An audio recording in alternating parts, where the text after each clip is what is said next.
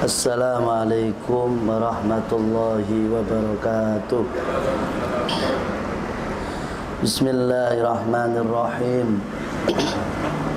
Nawaitu ta'alluma wa ta'lim wal mudzakarata wa tadhkir wan naf'a wal intifa' wal ifadata wal istifadah wal hassa ala tamassuk bi kitabillahi ta'ala wa sunnati Rasulillah sallallahu alaihi wa alihi wasallam wa du'a ilal huda wa dalalata alal khair ibtigha'a wajhillahi ta'ala wa mardatihi wa qurbihi wa sawabihi subhanahu wa ta'ala wa izalata zuli an nafsina wa ansal zuhali wa ahyatin wa ahya syariatillah wa habata filah wa khafillah wa ziyara filah wa lamina habib wa rahbi al-majdah bin sadar sufi zaman wa firul wa al-majdah wa al-baqi wa la manaz ajbabul sadar khususan Abu Bakar bin Muhammad Asgab khalinatina finat jelasan jelasan harakatan wa ya la dunya wa ala kulli nasin wa ila hadratin Muhammad sallallahu alaihi al-Fatihah. A'udzu billahi minasyaitonir rajim. Bismillahirrahmanirrahim. Alhamdulillahirabbil alamin arrahmanirrahim maliki yaumiddin. Iyyaka na'budu wa iyyaka nasta'in ihdinas siratal mustaqim siratal ladzina an'amta 'alaihim ghairil maghdubi 'alaihim waladdallin. Amin. Bismillahirrahmanirrahim. Alhamdulillahirabbil alamin. Sallallahu ala sayyidina Muhammadin wa ala alihi wa sahbihi ajma'in. Subhanaka la ilma lana illa ma 'allamtana innaka antal alimul hakim. Allahumma barik lana fi Rajab wa Sya'ban wa balikna Ramadan wa a'inna 'alal qiyam wasyam bi rahmatika ya akramal akramin ya arhamar rahimin. Hadirin hadirat ikhwan yang dirahmati oleh Allah Subhanahu wa taala dan para pemirsa televisi 10 dimanapun berada yang kami hormati. Alhamdulillah di kesempatan bainal maghrib wal isya ini kita diperkenankan oleh Allah Subhanahu wa taala untuk memakmurkan masjid-masjidillah dan juga diberikan kesempatan untuk menghidupkan hati kita. Mudah-mudahan Allah Subhanahu wa taala senantiasa menuntun kita, menggerakkan hati kita, memakmurkan hati kita dengan perkara-perkara yang diridhai oleh Allah Subhanahu wa taala. Ikhwan yang dirahmati oleh Allah Subhanahu wa taala, di sini kami atau kita akan bareng-bareng memahami beberapa nasihat dari para sahabat Rasulullah sallallahu alaihi wasallam, di mana di malam ini kita akan mendengarkan nasihat-nasihat dari Sayyidina Utsman bin Affan yang terkait tentang masalah keuntungan ataupun kemuliaan orang-orang yang bisa menjaga sholat 5 waktunya. Dan alhamdulillah pas di momen yaitu Rajab mendekati Isra Mi'raj Nabi besar Muhammad SAW yang terkait sholat. Di sini Sayyidina Utsman bin Affan radhiyallahu anhu warda qala man hafidhas shalawatil khamsah li waqtiha wa dawama 'alaiha akramahullahu tis'a karamat. Barang siapa yang bisa menjaga sholat 5 waktunya di waktu sholat tersebut, dalam arti dia sholat dan juga di waktu sholat, bukan karena terlambat ataupun qadhaan ya. Wa dawama 'alaiha, dan beristiqomah menunaikan sholat pada waktunya. Di situ Allah Subhanahu wa taala memberikan 9 kemuliaan. Kalau di hadis Nabi Muhammad ada 5 kemuliaan dan semuanya sama dengan yang 9 yang disebutkan oleh Sayyidina Utsman bin Affan radhiyallahu anhu arda. Diberikan 9 kemuliaan bagi orang-orang yang bisa menjaga sholat 5 waktunya. Yang pertama yaitu ayyuhibbahullah. Di situ Allah akan mencintai orang yang menunaikan sholat 5 waktu dengan baik. Kalau sudah kita dapat modal dicintai Allah, maka di situ Allah akan menyuruh seluruh makhluk untuk mencintai orang tersebut. Maka kadang kita berusaha untuk mencari sensasi supaya orang itu mencintai kita, tetapi banyak yang meninggalkan perkara-perkara untuk dicintai oleh Allah Subhanahu wa taala. Lebih mementingkan dicintai manusia daripada dicintai oleh Allah Subhanahu wa taala. Tetapi dengan kita menunaikan sholat 5 waktu pada waktunya, di situ Allah mencintai kita. Maka kalau Allah sudah mencintai kita, maka apa yang kita inginkan akan dikabulkan oleh Allah Subhanahu wa taala, dan itu yang kita minta pasti diridhoi oleh Allah Subhanahu wa taala. Kadang kita minta belum tentu Allah ridho. Maka dengan sholat 5 waktu pada waktunya, di situ cara solusi setiap permintaan kita insya Allah diridhoi Allah Subhanahu wa taala. Terus yang kedua, ya, solusi supaya hidup sehat, ya. Kadang orang pengen hidup sehat, jalan kaki sini sampai mana, atau menu makanannya juga sehat. Terus lagi ibarat kata sepedaan dari sini sampai mana dilakukan, inginnya ada sehat di situ. Tetapi ada cara solusi yang tepat, ya, tepat ini bukan menurut dokter atau menurut siapa, tapi ini sudah tepat, ya. Bahkan di dalam hadis Rasulullah SAW, bahkan di sini Sayyidina Utsman mengatakan, yaitu wa yakuna badanuhu shahihan.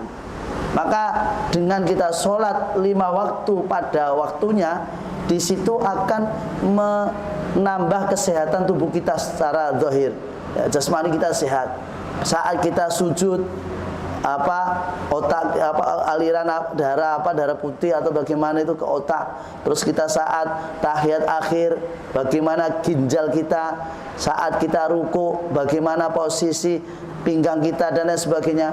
Ternyata itu adalah cara praktis untuk supaya sehat. Dari takbir sudah ngangkat tangan, terus mulut pun berolahraga, mata pun juga posisi di satu tempat, ya, yaitu tempat sujud.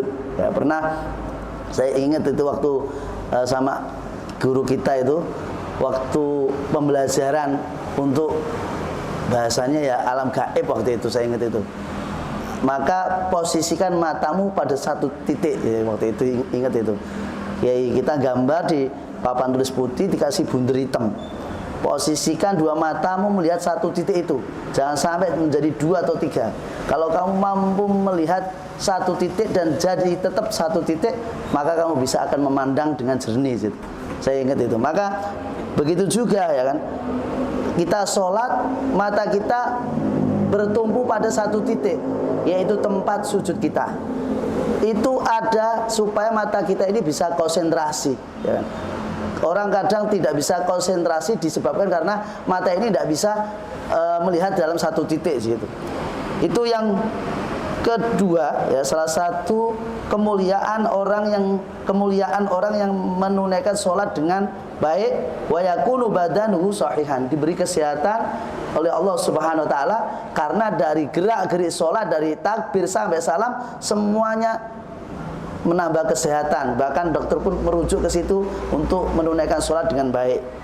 Terus yang ketiga, salah satu kemuliaan orang-orang yang bisa menunaikan sholat pada waktunya, di situ Allah Subhanahu wa taala memberikan kemuliaan tahrusuhul malaikah. Orang itu akan dijaga malaikat. Karena apa? Hakikatnya Allah Subhanahu wa taala menjaga. Maka kalau Allah ini sudah menjaga, maka seluruh makhluk pun sam'an wa ta'atan ngikuti tuannya, yaitu mengikuti Allah Subhanahu wa taala secara otomatis. Maka kalau orang itu dijaga oleh Allah Subhanahu wa taala, mau ada musibah bentuk apapun, ya kan, pasti diselamatkan oleh Allah Subhanahu wa taala. Betul, idza ahabballahu qauman ibtalahum, dalam hadis. Dikala Allah Subhanahu wa taala mencintai seorang hamba itu akan diuji, dikasih musibah, dikasih ujian. Tetapi kalau orang itu menunaikan sholatnya dengan baik, maka mau dikasih ujian bentuk model apapun pasti akan diselamatkan oleh Allah Subhanahu wa taala. Kalaupun dibuat sakit sebagai bentuk yaitu tabiat manusia, maka Rasulullah SAW selalu diuji oleh Allah Subhanahu wa taala, tapi selamat, selalu dijaga oleh Allah Subhanahu wa taala. Yang dimana waktu itu kisah Rasulullah sholat di depan Ka'bah, ya, di situ Abu Jahal memperhatikan gerak-gerik Nabi Muhammad saat sholat itu, sehingga sampai mengutus orang untuk menjatuhkan batu besar dari atas Ka'bah, ya. Ternyata yang ngangkat batu tidak bisa ngangkat, kalaupun ngangkat seolah-olah melihat ular besar yang akan menerkam orang tersebut. Jadi tidak jadi langsung kabur. Sehingga Abu Jahal mengatasi sendiri, naik ke atas, ya, naik ke atas Ka'bah, melemparkan batu besar.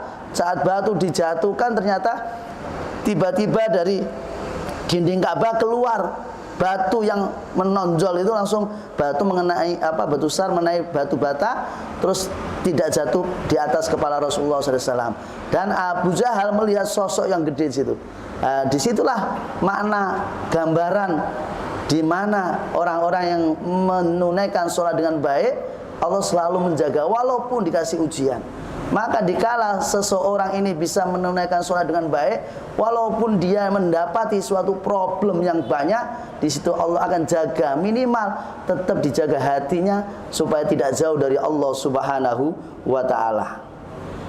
Terus juga kemuliaan kemuliaan yang Allah berikan kepada orang-orang yang bisa menunaikan sholat 5 waktu dengan baik, yaitu watunzalul barokah fi darihi.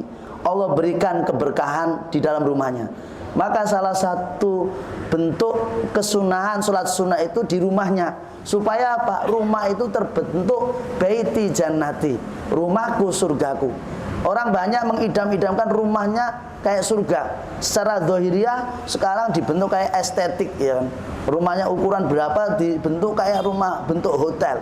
Tapi kalau batinnya tidak dibentuk secara estetik juga, maka pun banyak yang tidak kerasan di rumah. Berapa banyak orang yang miliarder baru pulang terus keluar rumah, pulang-pulang subuh, paginya kerja, padahal rumahnya dibangun dengan miliaran, bahkan mungkin ada yang triliunan, tapi tidak sedikit orang yang betah di dalam rumahnya. Karena apa? Karena tidak terbangun makna baiti jannati di situ. Lah, dengan bisa membangun rumahku surgaku dengan menunaikan sholat sunnah di dalam rumah tersebut ataupun sholat lainnya, sehingga keinginan untuk rumah menjadi surgaku itu tercipta. Gara-gara apa? Sholat 5 waktu ataupun sholat-sholat sunnah yang dilakukan di dalam rumah itu. Wa tunzalul barokah fi dari, akan turun keberkahan. Dikatakan sedikit salah satu keberkahan yang didapat dari orang yang bisa menunaikan sholat 5 waktu, di situ ia akan mendapati ketenangan batin, kebahagiaan batin, walaupun posisi di saat itu ia dalam keadaan kemiskinan. Terus juga kemuliaan yang didapat oleh orang-orang yang bisa menjaga sholat 5 waktunya dengan baik, di situ wa yadharu ala wajhi sima'us sholihin, akan nampak dalam wajah orang tersebut apa? Simah, tanda. Tanda apa? Tandanya orang-orang soleh. Nah, maka kalau di wajah orang itu sudah ada tanda orang soleh, dimanapun berada, orang itu akan membuat ketenangan batin bagi orang yang melihatnya. Ya, di simatus sholihin.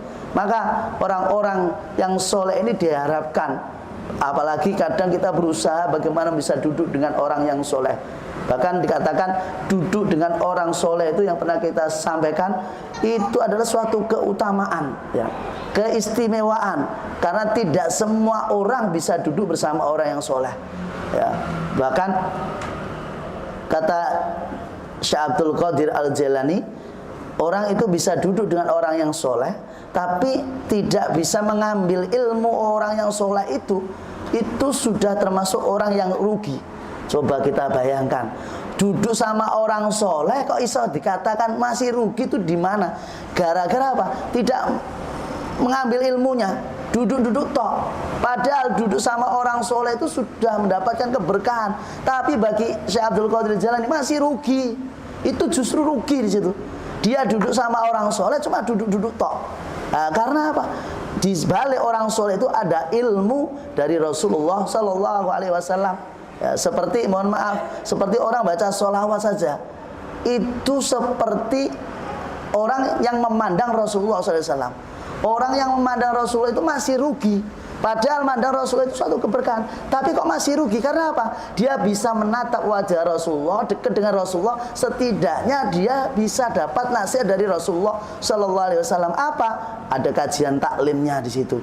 Maka dikatakan engkau bisa baca sholawat seperti kamu duduk bersama Rasulullah SAW. Di saat baca sholawat dan di situ ada taklimnya, maka di situ seolah-olah kau bertemu dengan Rasulullah dan Rasulullah menasihatimu.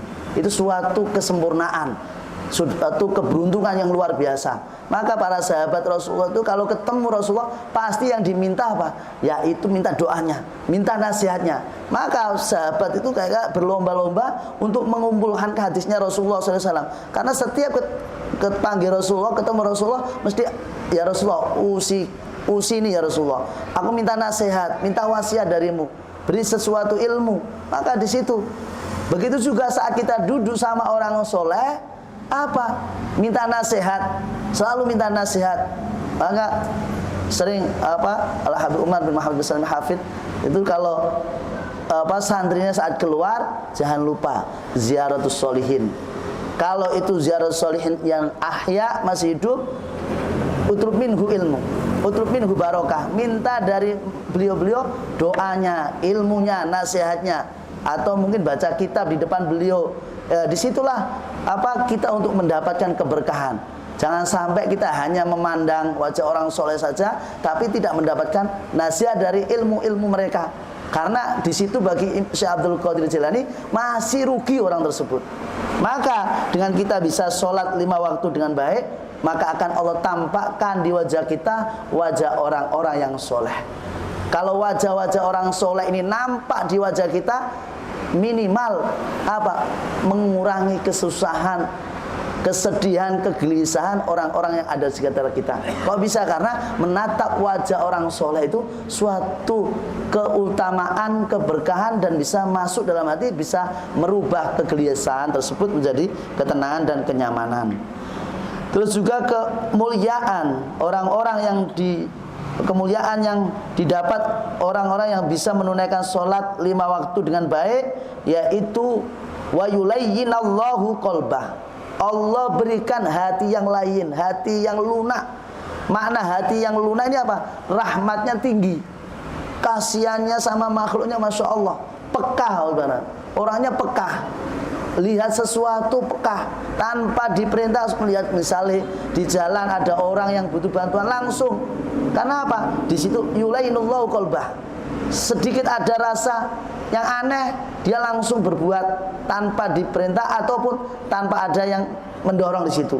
Karena apa? Bentuk hati orang itu adalah lunak.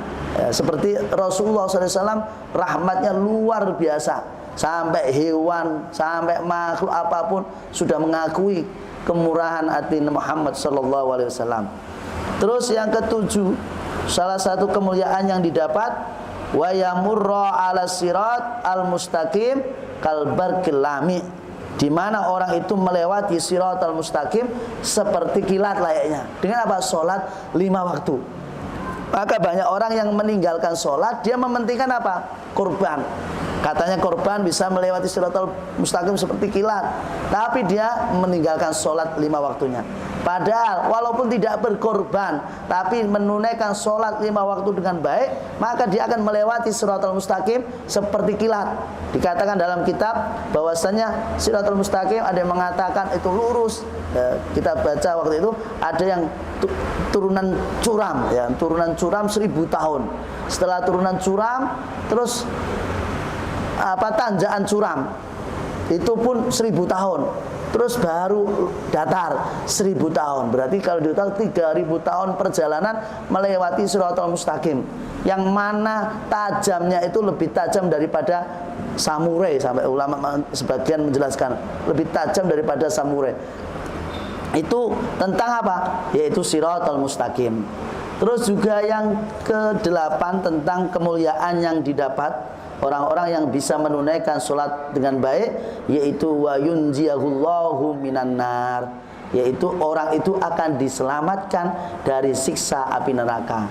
Di dalam ayat Al-Quran, wasta'inu bis-sabri was-sholah, minta pertolonganlah kalian kepada Allah lewat apa? Lewat sabarmu dalam ibadah dan dalam sholatmu. Dengan sholat dan sabarmu dalam ibadah, disitulah hakikatnya kita minta tolong sama Allah Subhanahu Wa Taala. Lewat apa? Lewat wasilah. Makanya di momen Isra Mi'raj itu kita bisa melihat ada hikmah, nilai yang sangat berharga dalam Isra Mi'raj apa? Yaitu wasilah. Butuh wasilah, ya. Kadang sebagian orang kan wasilah tidak penting, ya. Wasilah itu hanya membuang waktu, langsung kepada Allah saja, ya. Ada satu ulama di dalam kitab tasawuf dikatakan kalau ada orang bisa connect langsung, bisa nyambung langsung dengan Allah Subhanahu wa taala tanpa perantara, fahuwa minal mutakabbirin. Dia masuk golongan orang-orang yang sombong. Kenapa? Kok orang langsung, nah aku tidak butuh wasilah, aku langsung sama Allah Subhanahu wa taala. Aku tidak mau datang ke tempat ini, apa langsung doa sama Allah. Langsung ketemu Allah langsung, tanpa wasilah, maka dikatakan mutakabbirin, orang-orang sombong. Kenapa? Karena Nabi Muhammad SAW diajarkan Rasulullah saja, yaitu untuk wasilah. Buktinya apa? Kita lihat Isra Mi'raj Nabi Muhammad SAW. Seandainya Allah langsung ibarat kata menghilangkan Nabi Muhammad, langsung mengangkat Nabi Muhammad ke Sidratul Muntaha, ke Arsy, bisa. Tapi kenapa harus lewat malaikat Jibril?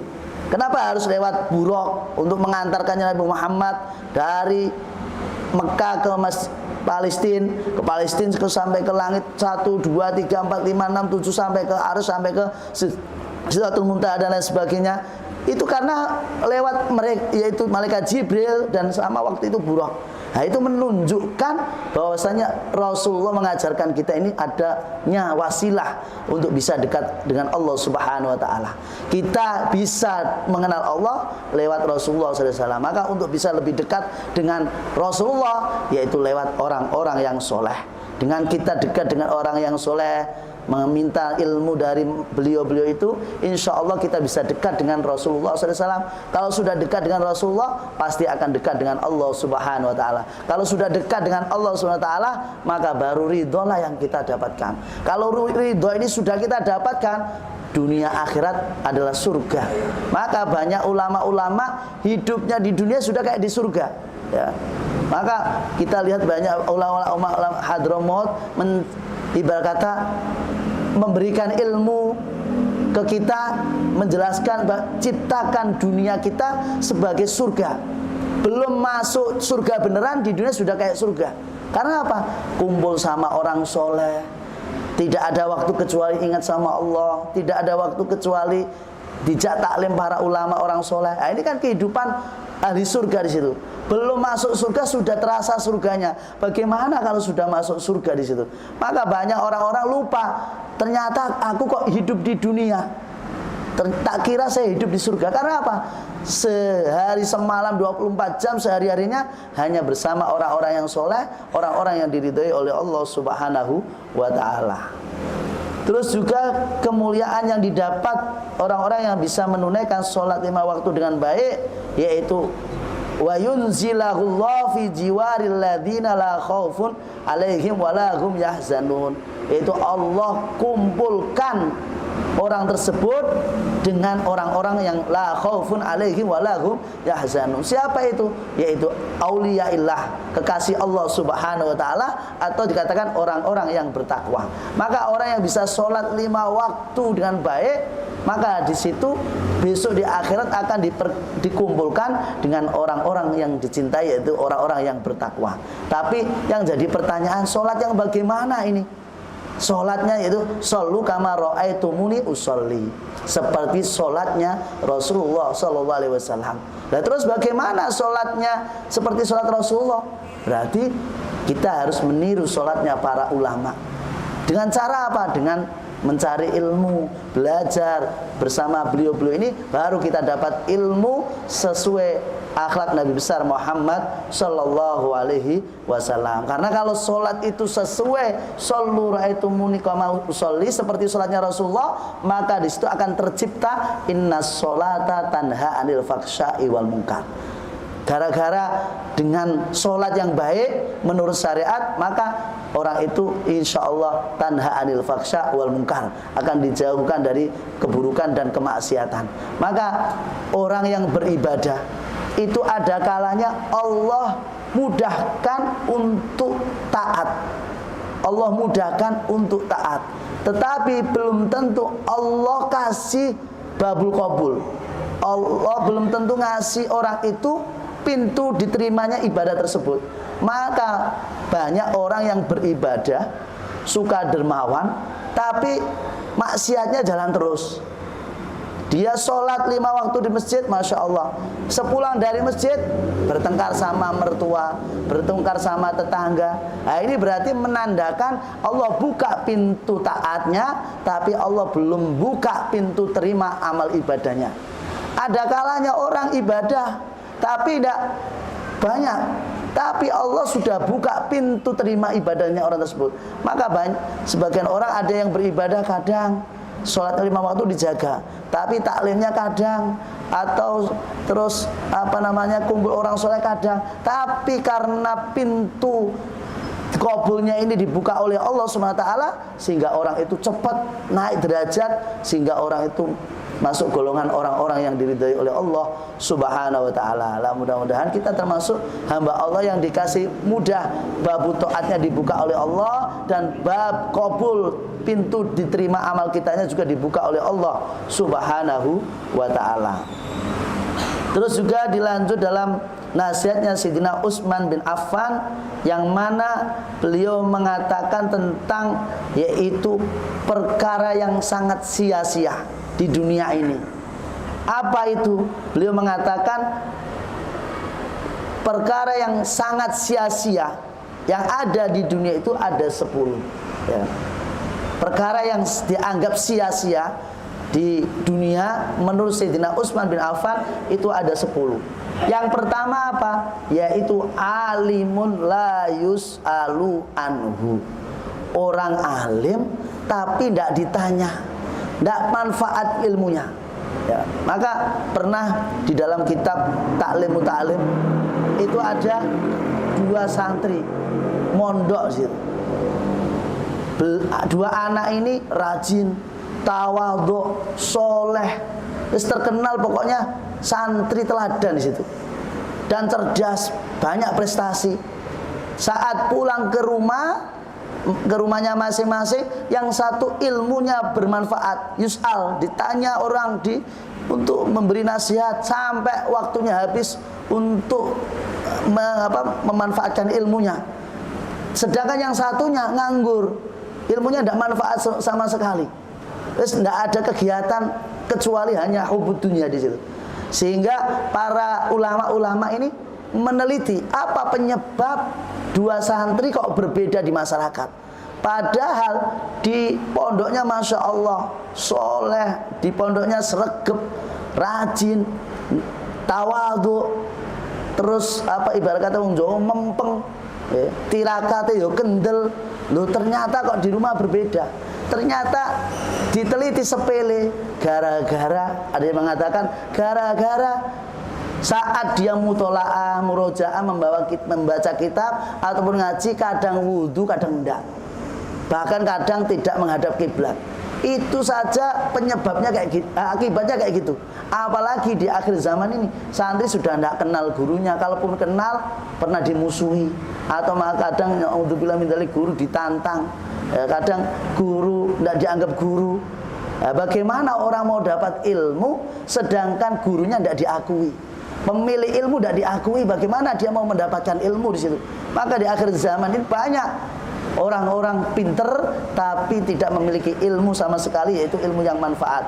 Alimun la yus'alu anhu, yaitu punya ilmu, alim tapi tidak manfaat ilmu tersebut, waliyadzubillah. Di situ asyadun nas adzaban yaumal qiyamah alimun la yuntafa bi ilmi, yaitu siksa yang sangat parah orang-orang yang punya ilmu tapi ilmunya tidak bermanfaat, yaitu alimun la yus'alu anhu. Itu kata Sayyidina Utsman bin Affan, sungguh sia-sia hidup orang tersebut. Orang punya ilmu tapi kok ilmunya tidak manfaat, malah dimanfaatkan untuk mencari keuntungan duniawi, waliyadzubillah. Terus yang kedua yang dianggap sia-sia oleh Sayyidina Utsman, wa ilmun la yu'malu bihi, yaitu orang itu dikasih ilmu tapi ilmunya apa? Tidak diamalkan, tidak dipraktekan. Al ilmu bila amalin majnun, kata Imam Ghazali radhiyallahu anhu arda. Orang punya ilmu tidak diamalkan itu orang gila.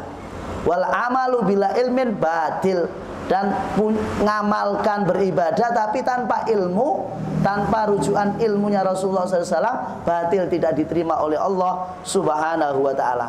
Maka itulah hal yang sangat sia-sia.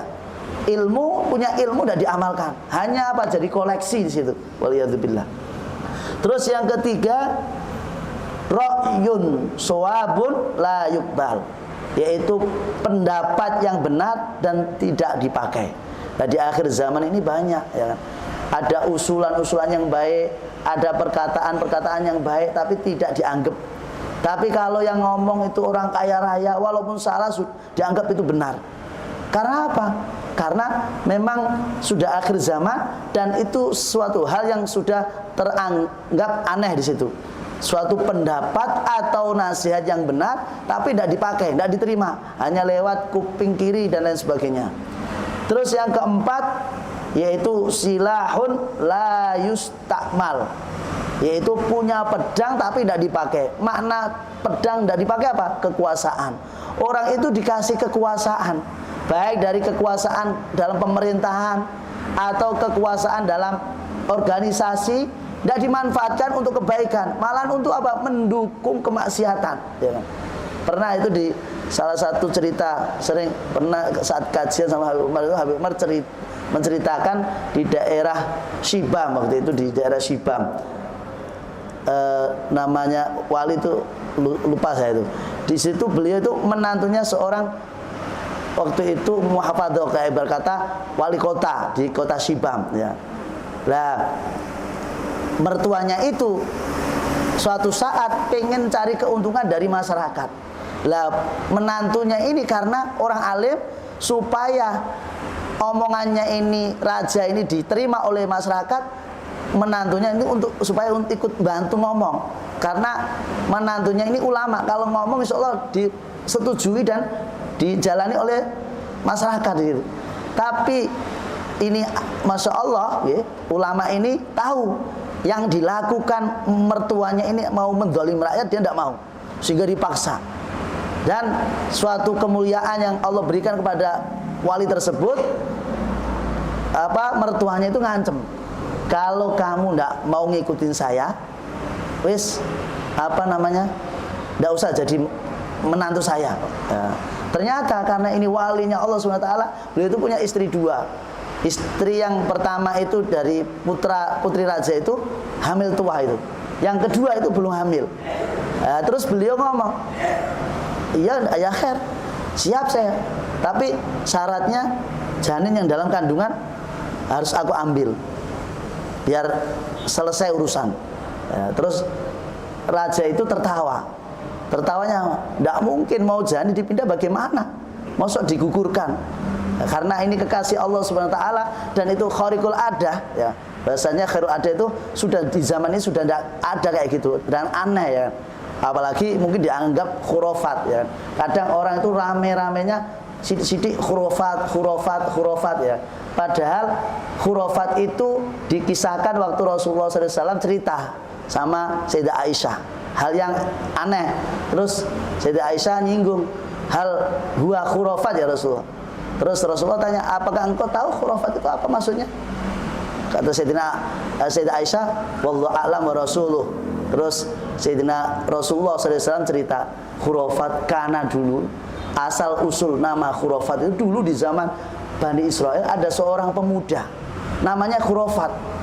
Lah, khurafat ini waktu masa mudanya itu diculik oleh bangsa jin, sampai berminggu-minggu tidak ditambahkan di alam manusia, sehingga keluarganya itu nyari mana khurafat, sampai berminggu-minggu, berbulan-bulan baru dikembalikan itu khurafat dari alam jin, dikeluarkan. Terus ditanya, ya khurafat, dari mana saja kau ini selama ini, kok tidak kelihatan, keluar kota atau kemana? Terus khurafat ini cerita, aku ternyata diajak satu orang di tempat sana. Tempat sana mana? Ditunjukkan, ya ternyata hutan belantara, tidak ada kehidupan manusia. Nah terus, ya tidak tahu. Terus dari situ mulut ke mulut bicara tentang khurafat. Bahasanya khurafat ternyata dibawa oleh jin, sehingga dikenal setiap ada cerita yang gaib dikatakan khurafat. Dari situ awal itu khurafat di situ. Nah, ulama ini minta sama Allah Subhanahu wa taala supaya janin dalam kandungan itu dipindahkan ke istri yang kedua.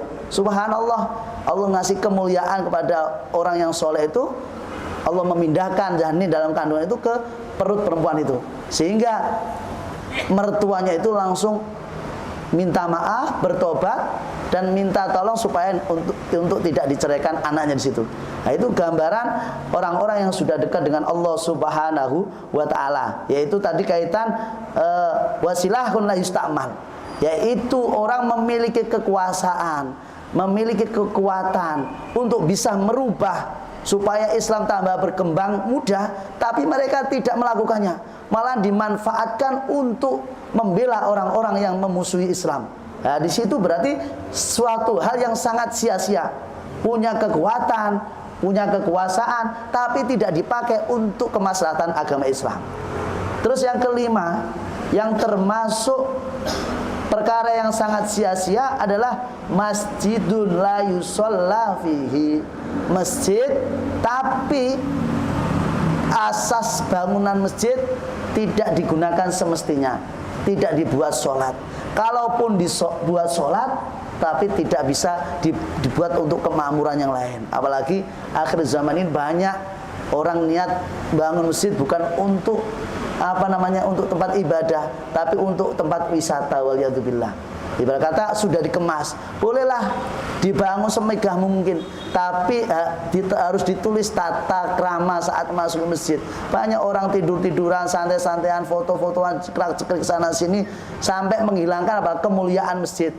Ceklak-ceklik, mundur-mundur, ternyata belakangnya ada orang sholat ketendang. Ya, kadang seperti tidak memperhatikan. Atau masjidul la yusalla fi, bangunan masjid megah, tapi jamaahnya tidak ada. Suaranya banyak, suara Al-Quran dilantunkan, tapi orang yang mengisi tidak ada. Paling bisa dihitung. Nah, di situ. Itu makna masjidul la yusalla fi.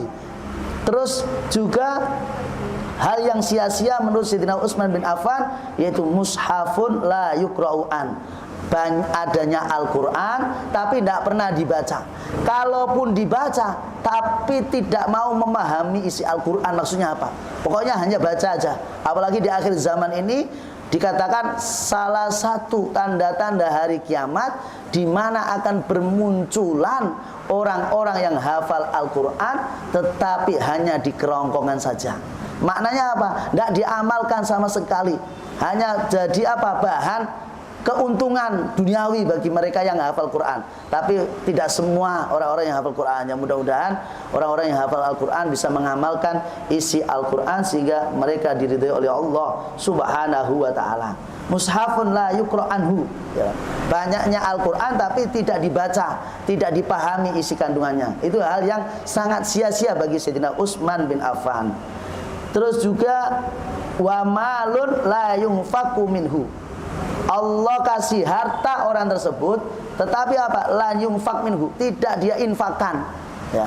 Dia cari harta, tapi hanya untuk untuk gengsi, untuk mengejar kemewahan, tidak diinfakkan untuk di jalan benar. Maka seandainya orang-orang kaya ini mau menginfakkan harta, maka Islam itu akan berkembang. Kita lihat zamannya Rasulullah SAW, Islam bisa berkembang, salah satunya dana. Bagaimana Sayyidah Khadijah mendanai perjuangan Rasulullah. Terus dilanjut oleh Sayyidina Utsman, lanjut oleh Sayyidina Abdurrahman bin Auf, dilanjut. Ternyata dana. Saat perang Khandaq ditawarkan kepada sahabat, ayo siapa yang punya dana, sampai segenggam gandum, segenggam kurma rela diberikan kepada pejuang-pejuang Islam waktu itu. Maka seandainya seluruh kekayaan manusia di akhir zaman ini dikumpulkan, terus ditimbang sama satu genggam miliknya sahabat, maka sungguh berat timbangan miliknya para sahabat itu. Cuma satu genggam. Kenapa?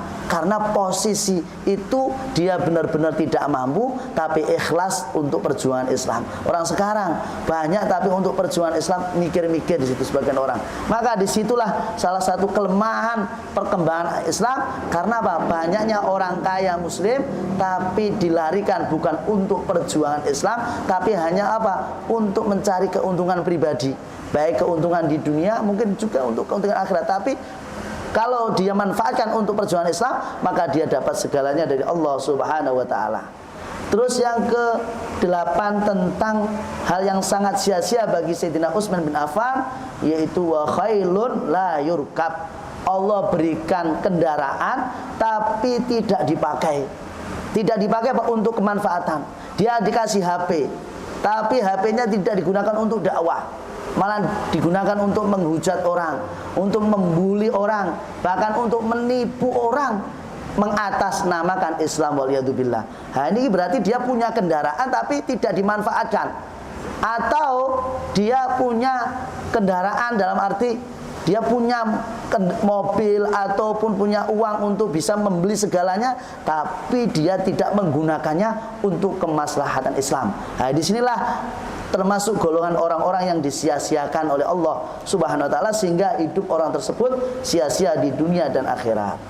Terus yang ke-9 yaitu wa ilmu zuhdi fi batni man yuridud dunya, yaitu ilmu zuhud.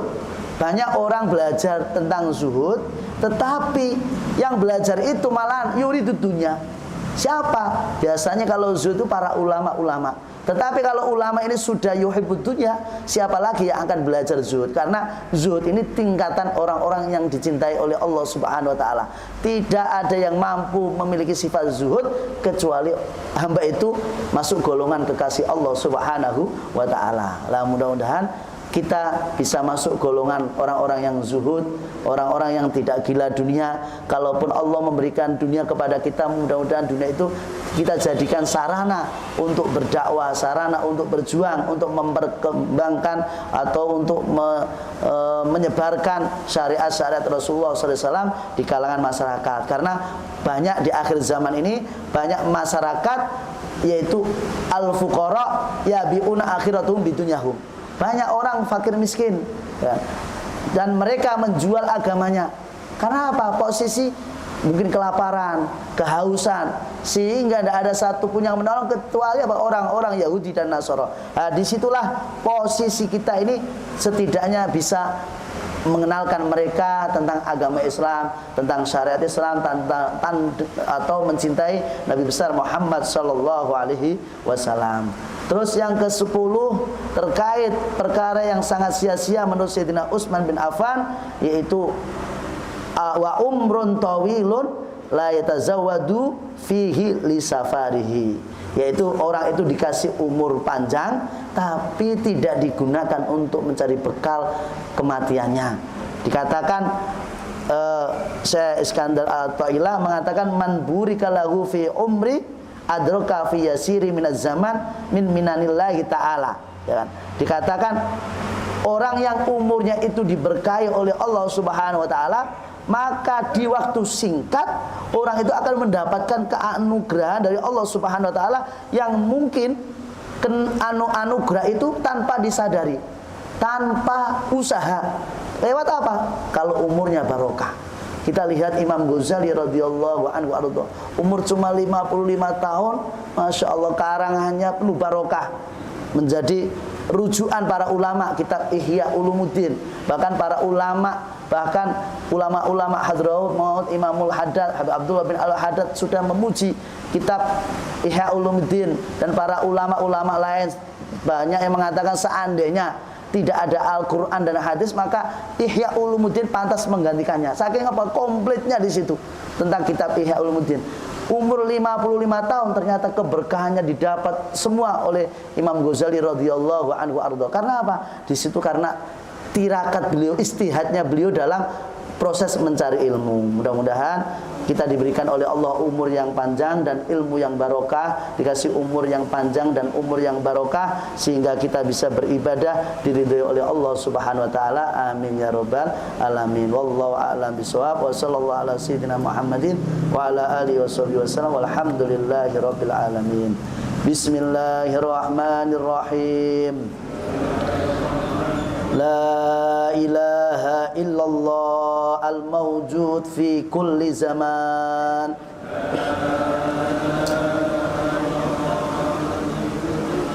La ilaha illallah al-ma'bud fi kulli makan.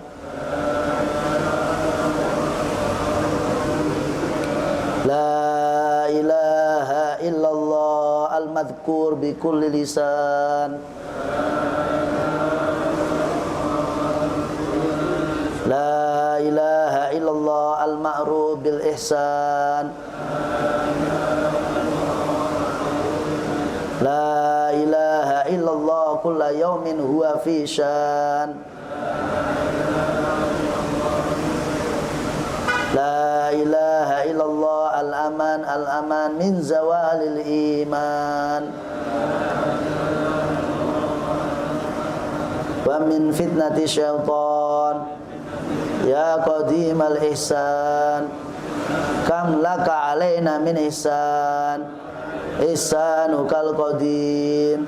Ya hannanu ya mannan, ya rahimu ya rahman, ya ghafuru ya ghaffar.